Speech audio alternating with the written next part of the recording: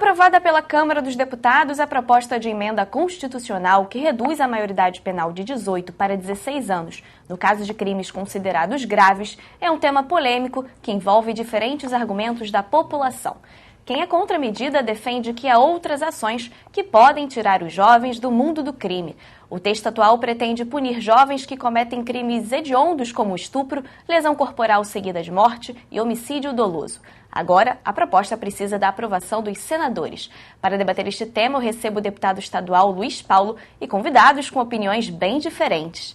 Gente, muito obrigada pela presença de vocês, sejam todos muito bem-vindos. Obrigada, deputada, pela sua participação. Deputado, o senhor é contrário à redução da maioridade penal. Por quê?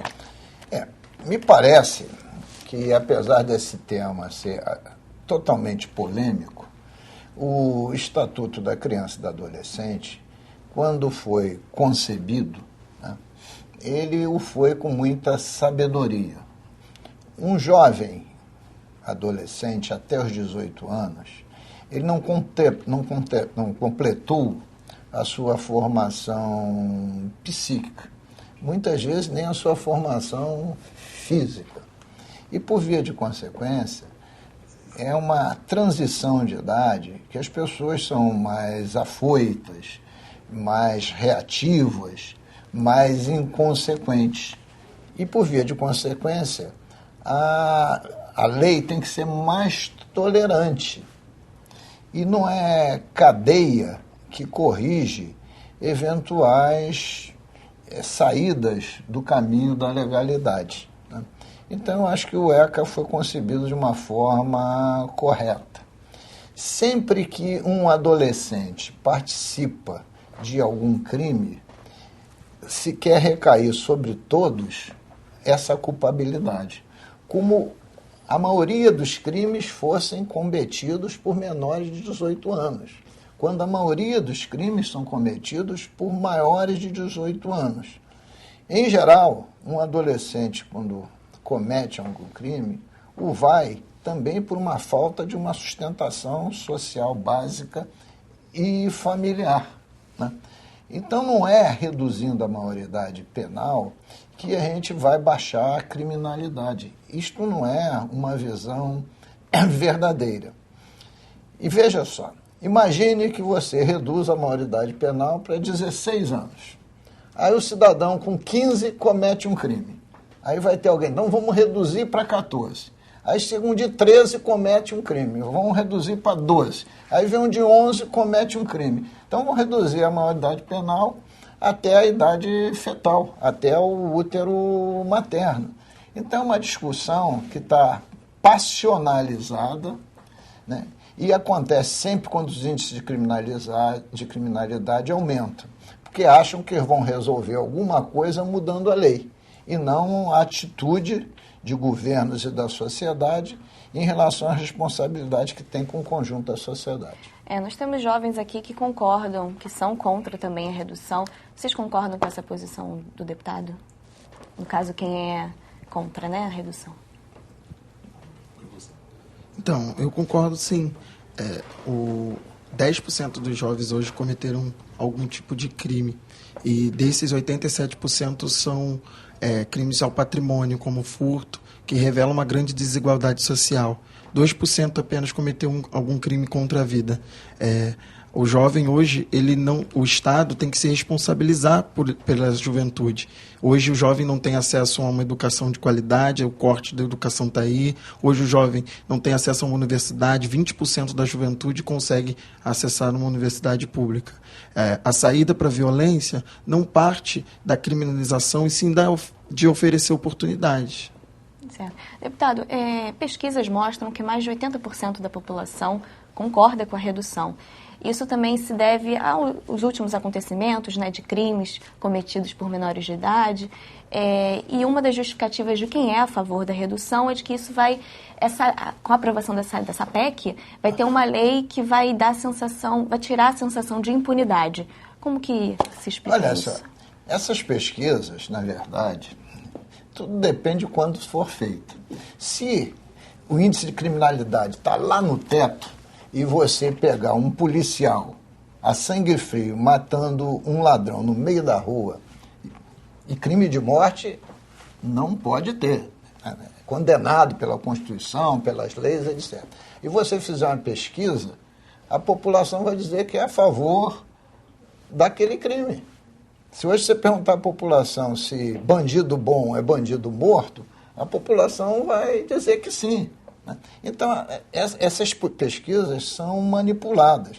O que a população quer, de fato, é segurança, liberdade de ir e vir, etc, etc. E, no entanto, a lei diz o seguinte, que o maior de 18 anos vai para a cadeia. E a maior incidência de crimes são dos maiores de 18 anos. Então, não é um problema só da lei, é de como se organiza a questão da educação no país, né? E quanto menos educação de qualidade, quanto mais famílias desestruturadas, mais insegurança tem. E também deriva de como você faz a segurança nesse país. Então, não é uma questão específica de maior ou menor idade, é de um conjunto de fatores sociais, econômicos, culturais que está em jogo.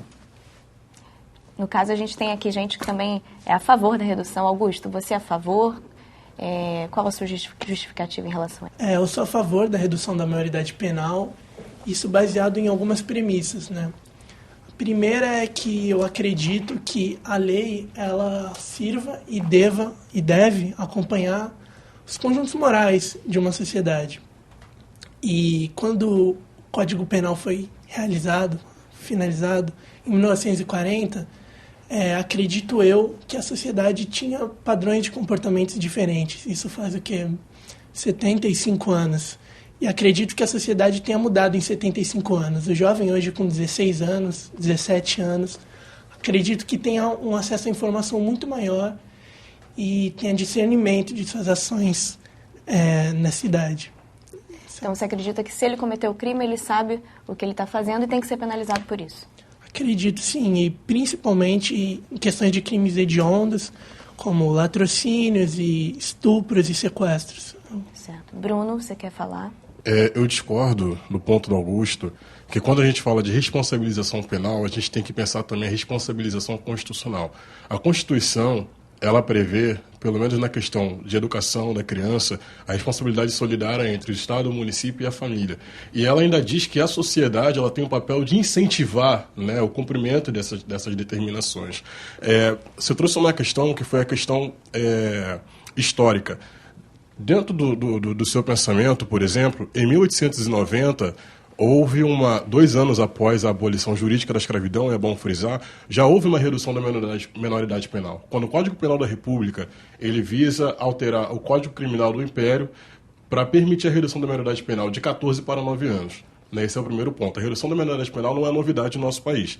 Ela já se apresenta para um determinado grupo, né? Determinado grupo negro e pobre. Um outro ponto se desceu até 9 anos e voltou para 18 é porque não obteve sucesso. Né? E como foi bem falado por ele, se existia já uma condição naquela época de questão social, ou seja, se a população naquela época, por questão legal, não podia ter acesso à terra e nem acesso à educação, porque a lei proibia, logicamente a desigualdade social da época imperava. Né? E já existia, então, uma preocupação com um grupo determinado, ou seja, a redução da menoridade penal que se apresentou naquela época, ela vinha com uma tática de controle social. Isso entra a questão dos negros serem os jovens que mais morrem hoje? Sim, né? Ou se é uma técnica de controle social e ela tem uma seletividade e se apresenta principalmente pelo Código Penal, né, então há um recrutamento de determinado grupo específico, que é o negro e o pobre. Né, e hoje longamente, não precisa de pesquisa, né, embora tenha uma vasta pesquisa sobre isso. Basta você ir no sistema carcerário. Ou por exemplo, eu sou morador de comunidade, eu sou da Baixada Fluminense, assim como ele também. Né, e basta você dar uma volta pela Baixada Fluminense que você vai perceber as questões sociais nítidas. Basta você ir no sistema carcerário que você vai perceber as questões sociais nítidas, né? Então, é importante frisar que, nesse período de abolição da escravidão, que não se deu de uma forma humanista, uma visão de, não, vamos produzir uma humanidade para os negros, se deu, na verdade, por um conluio de pressão entre a Inglaterra, o movimento negro e os abolicionistas, né? já havia uma preocupação naquela época com aquela juventude, né? Por que eu digo juventude? Porque aqui recentemente no Rio de Janeiro, quando a cidade é Império, foi descoberto, onde tinham grandes desembarcações de escravos, foi descoberto que aqueles que chegavam aqui eram os jovens, né? Descobrimos aqui no caso do Valongo ossos de jovens, de crianças. Então aqueles que conseguiam resistir ao translado já eram jovens. Aqueles que conseguiram resistir à lei do ventre livre, por exemplo, que criou a primeira classe de juventude de rua, também eram jovens. E aqueles que eram destinados ao essa alteração do Código Criminal após a abolição, que foi forçada, também eram jovens. Então há uma íntima ligação. A redução não é novidade e ela se apresentou como uma tática de controle social para um grupo específico. Existe no Senado a proposta de mudar o Estatuto da Criança e do Adolescente, né, o ECA, no caso de aumentar o tempo de internação desse jovem, que atualmente é de 3 anos, o tempo máximo. Ana, você acredita que essa proposta seria uma boa proposta no lugar de aprovar a redução da maioridade penal? Não, eu não concordo com essa medida, porque eu não acho que a internação, que ela seja a medida a medida correta, né, para tratar o jovem infrator. Eu acho que o Estado precisa ver outras possibilidades, né, de investimentos em educação, em educação, cultura, e rever, né, como as punições previstas no ECA estão sendo aplicadas. Eu acho que isso seria a forma mais eficaz de tratar o jovem infrator, e não simplesmente aumentar a internação para um tempo maior do que o atual. Deputado, o que o senhor acha? Este assunto, né, tem que ser analisado, e quando você faz uma lei, é para a moda do comportamento. É claro que tem um jovem que comete um crime hediondo, como tem um não jovem que também comete um crime hediondo, né? Então não é porque tem este jovem que comete um crime hediondo que todos os outros jovens que cometam crimes não hediondos, né, como por exemplo um pequeno furto, que você vai aumentar a punibilidade de todos. Por isso que eu digo assim, a discussão está focada de uma forma absolutamente errada. Nós temos aqui no parlamento, e eu sou um parlamentar, sempre a ótica que mudando uma lei ou criando uma lei, você resolve um problema.